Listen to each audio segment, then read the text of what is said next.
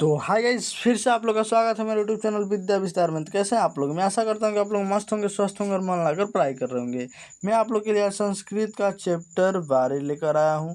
और इसके बाद 12 के बाद मात्र 13 और 14 बच जाएगा, 2 चैप्टर। ठीक, तो इस वीडियो को देखते हैं, उसके बाद उस वीडियो को इसके बाद दिन मतलब अगले दिन देख लेंगे। ठीक, मतलब कि डेली बाई डेली वीडियो आ रहा है, तो कल इस 12 और 13 का 14 का आएगा। ठीक, तो चलिए वीडियो को स्टार्ट करते हैं। उससे पहले अगर आप मेरे चैनल पर नए हैं तो देखिए, चैनल को भाई सब्सक्राइब करके रखिए, वीडियो को भी लाइक कर दीजिएगा अच्छा लगेगा तो, और वीडियो को शेयर ज़रूर कीजिएगा। देखिए, ये आपका एक शेयर करने से किसी की ज़िंदगी बदल सकती है। ज़िंदगी तो नहीं बदल सकती, मतलब मान लीजिए किसी का 490 नंबर, सॉरी 400 नंबर नहीं, मान लीजिए 390 नंबर आने वाला हो, और इसको भेजिएगा। इससे अगर कहीं मेरे चैनल से 10 नंबर उसका प्लस हो जा रहा है तो उसका 400 हो जाएगा, तो नाम नहीं हो जाएगा। ठीक, किसी प्रकार की दिक्कत नहीं ना।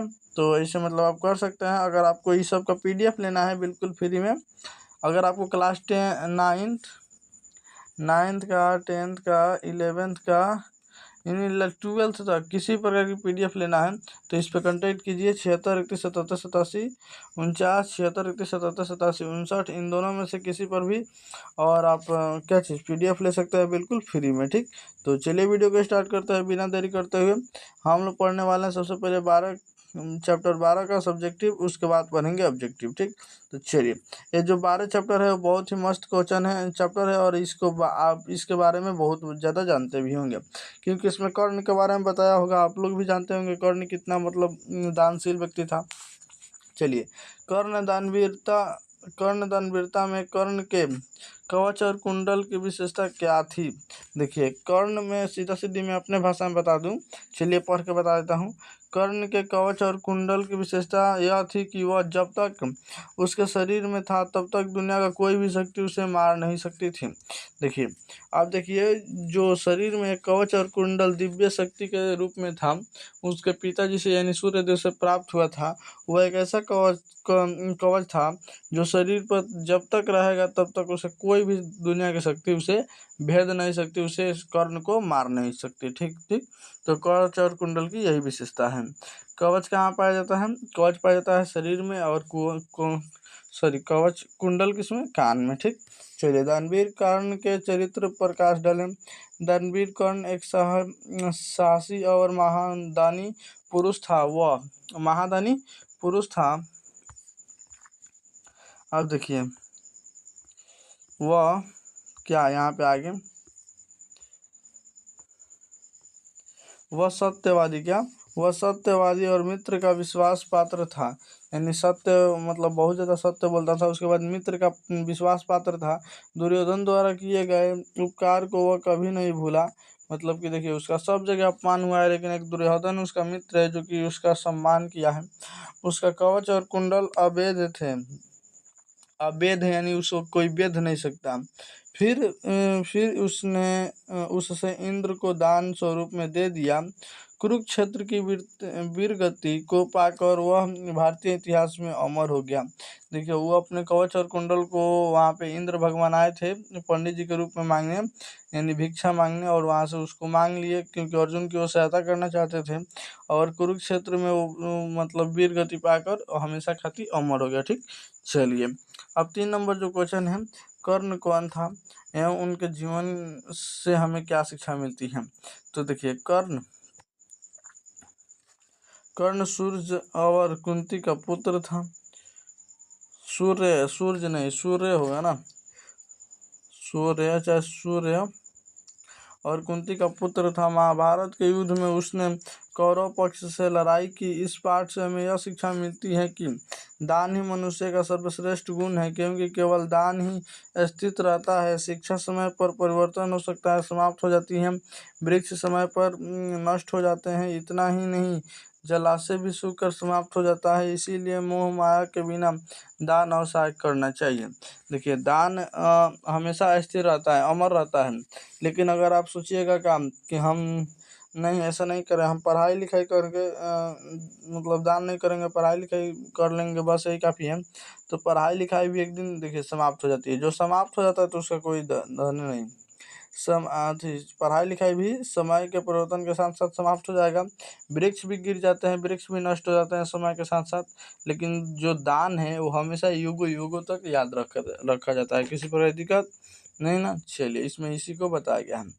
4 नंबर क्वेश्चन है, दानवीर कर्ण नाम इंद्र को दान में क्या दिया?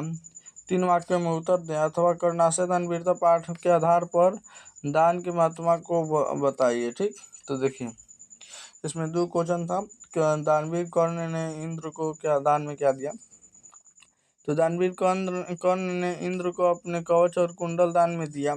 कर्ण को ज्ञात था कि यह कवच और कुंडल उसका प्राण रक्षक है, लेकिन दानी स्वभाव होने के कारण उन्होंने इंद्र रूपी याचक को खाली लौटने नहीं दिया।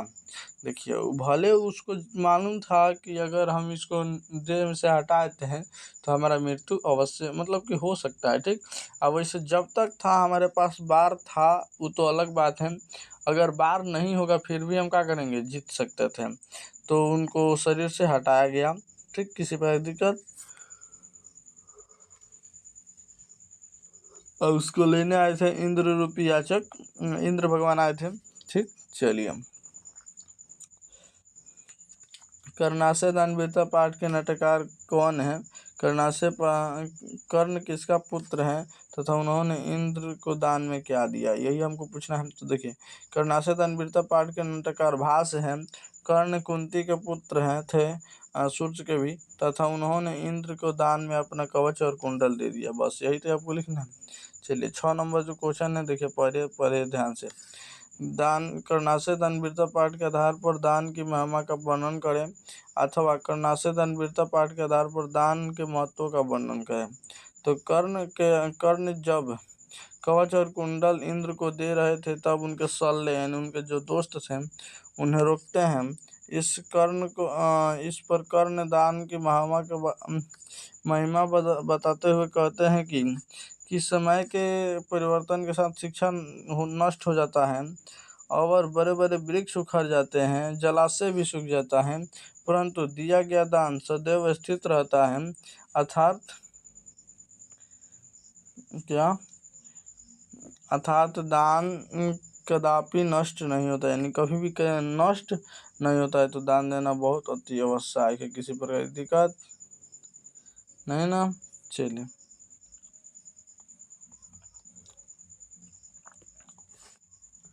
कर्ण के प्रणाम करने का इंद्र ने किस दीर्घायु होने का आशीर्वाद क्यों नहीं दिया?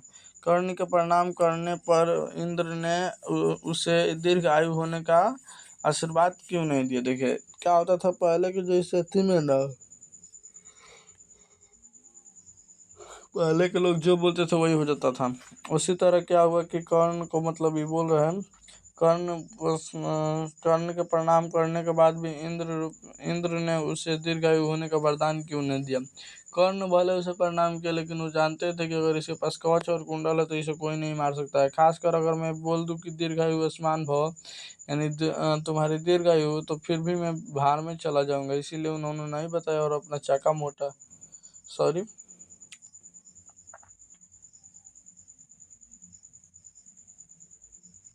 सॉरी जो कुछ भी हुआ 1 मिनट के लिए उसके लिए सॉरी।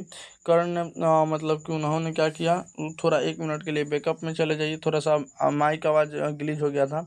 तो कर्ण के प्रणाम करने इसलिए नहीं दिए क्योंकि देखिए, वो अगर बोल देते कि खुशी रहिए आप और चाहे दीर्घ आयु आयुष्मान भव, तो क्या हो जाता, लड़का जो था ना कर्ण, उसको पूरी शक्ति वो युद्ध में नहीं मारा था, जिसके कारण वो लोग दिक्कत हो गई। ठीक, किसी पर दिक्कत नहीं ना। देखिए, इंद्र जानते थे कि कर्ण को युद्ध में मारना है। कर्ण को यदि दीर्घ आयु होने का आशीर्वाद देते तो कर्ण की मृत्यु युद्ध में असंभव नहीं होता। देखिए, वह दीर्घ आयु हो जाते, कुछ ऐसे नहीं बोलता तब वो मूर्ख समझते। इसलिए इंद्र ने उन्हें दीर्घायु होने का आशीर्वाद ना देकर सूर्य, चंद्रमा, हिमालय और समुद्र की तरह यशस्वी होने का आशीर्वाद दे दिया। मतलब कि भले तुम जियोगे नहीं कुछ दिन, मतलब उनके कहने का मतलब कि तुम युगों युगों तक सूर्य की तरह, हिमालय की तरह, और क्या क्या, मतलब कि चमकोगे, बस याद रखिएगा, ठीक। चलिए 8 नंबर जो क्वेश्चन है, कर्ण के ने कवच और कुंडल देने के पूर्व इंद्र के किन किन चीजों को देने के लिए स्वरूप के लिए आग्रह किया। इंद्र से बड़ी भिक्षा याचे, इंद्र कर्ण से बड़ी भिक्षा चाहते थे। कर्ण समझ नहीं सके कि इंद्र भिक्षा के रूप में मेरा कवच और कुंडल चाहते हैं, इसलिए कवच और कुंडल देने के पूर्व कर्ण ने इंद्र से अनुरोध किया कि वह सहस्त्र गाय, हजारों घोड़े, हाथी, अपर्याप्त सोना, मुद्राएं और पृथ्वी यानी भूमि, अग्निष्ट फल का या मेरा सिर ग्रहण कर लें, ठीक। लेकिन उनको चाहिए कवच और कुंडल, किसी प्रकार की दिक्कत नहीं ना। चलिए आगे। इंद्र ने कौन सबसे बड़ी भिक्षा मांगा और क्यों। इंद्र ने कर्ण से सबसे बड़ी भिक्षा में उनका कवच और कुंडल मांगे अर्जुन की सहायता करने के लिए, क्योंकि जब तक कर्ण के पास कवच और कुंडल था तब तक दुनिया की कोई भी शक्ति उसे मार नहीं सकती थी, ठीक। किसी प्रकार की दिक्कत नहीं ना। चलिए ऑब्जेक्टिव इसका खत्म करते हैं बिना देरी करते हुए। कितना नंबर 12 चैप्टर। चलिए यहाँ पे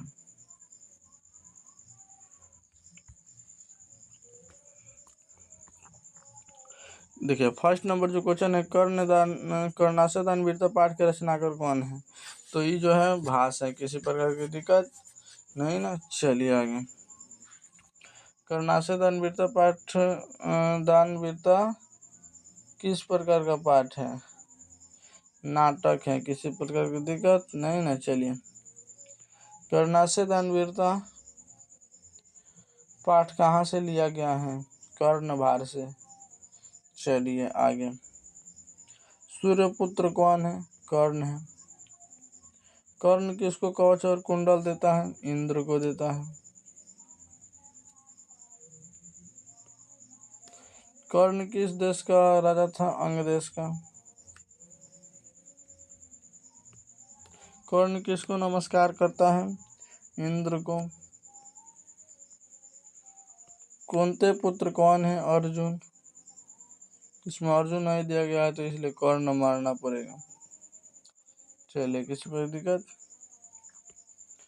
कर्ण किसके पक्ष से युद्ध करता था, कौरव के। चलिए किसी प्रकार की दिक्कत नहीं ना।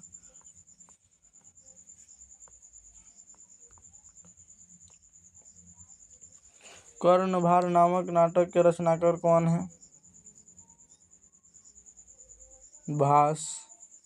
चलिए मातारस भिक्षा याचे यह पंक्ति किसकी है, शल्य की। चलिए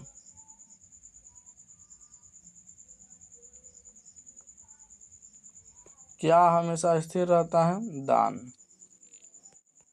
चलिए शक्र किस देश में प्रवेश करता है,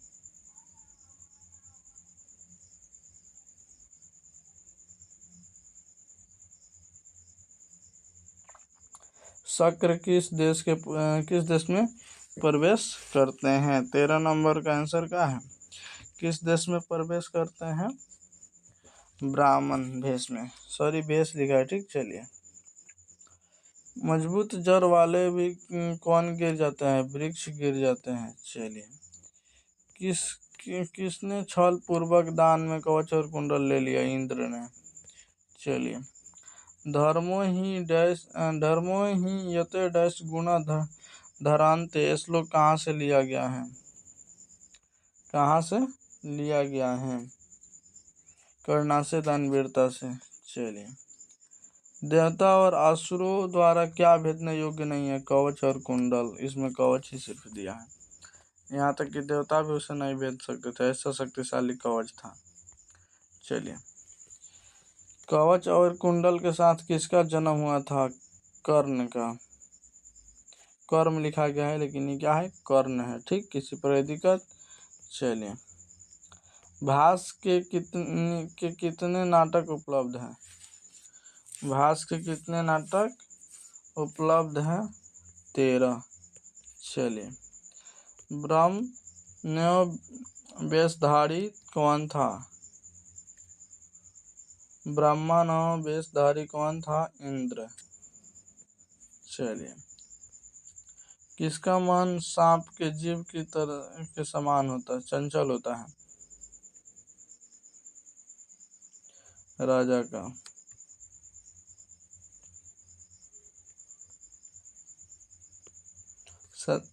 सर्वप्रथम कर्ण क्या देता था, क्या देना चाहा? मतलब कि गोहस्त्र यानी हजारों गाय। समय आने पर किसका नाश हो जाता है? विद्या का। सब कुछ का नाश हो जाता है, थोड़ा सा चीज है जो उसका नहीं होता है। न दांत व्यायाम, न दांत व्यायाम, यह युक्ति किसकी है? यह युक्ति किसकी है? शल्य के, यानी ना देता नहीं दीजिए, लेकिन उस कर्ण नहीं माने। शरीर के नष्ट होने के बाद किसका नाश नहीं होता है? गुण का। गुण का। किसी प्रकार की दिक्कत नहीं ना? चलिए, दानवीर कौन था? कर्ण दानवीर था। ठीक, चलिए अगला जो क्वेश्चन है कौन सा है? चलिए अगला नंबर जो क्वेश्चन कैसा है? इंद्र। चलिए, ब्राह्मण के वेश में कौन प्रवेश करता है? ब्राह्मण के वेश में अर्जुन प्रवेश करता है। हाँ,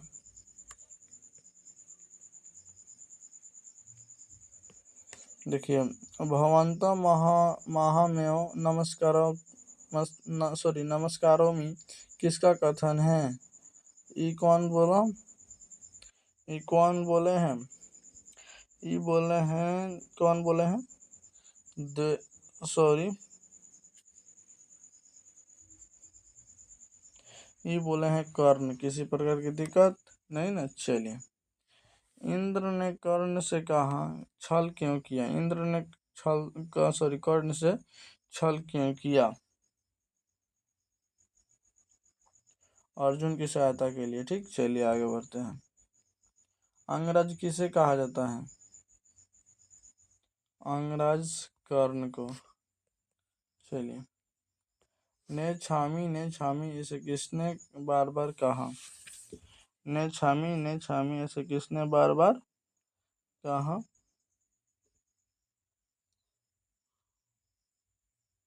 शक्र ने। ठीक, चलिए आगे। कर्ण शक्र को चौथी बार क्या देना चाहता था?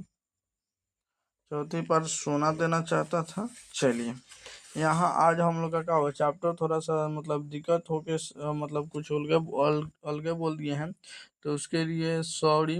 अगर आप मेरे चैनल पे नए तो मेरे चैनल को सब्सक्राइब कर दीजिए, वीडियो को लाइक कर दीजिए, किसी पर दिक्कत नहीं ना, और वीडियो को शेयर कीजिए। ठीक, अगर आपको बिल्कुल फ्री में PDF लेना है तो इस नंबर पर जाना चाहिए 76 177 87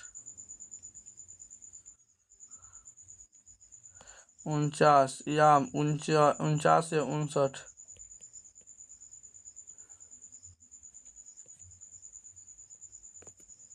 दोनों में से किसी भी हाई लिख के भेज सकते हैं। ठीक है, यहाँ पे नंबर एक बार और शो करा दे रहा हूँ।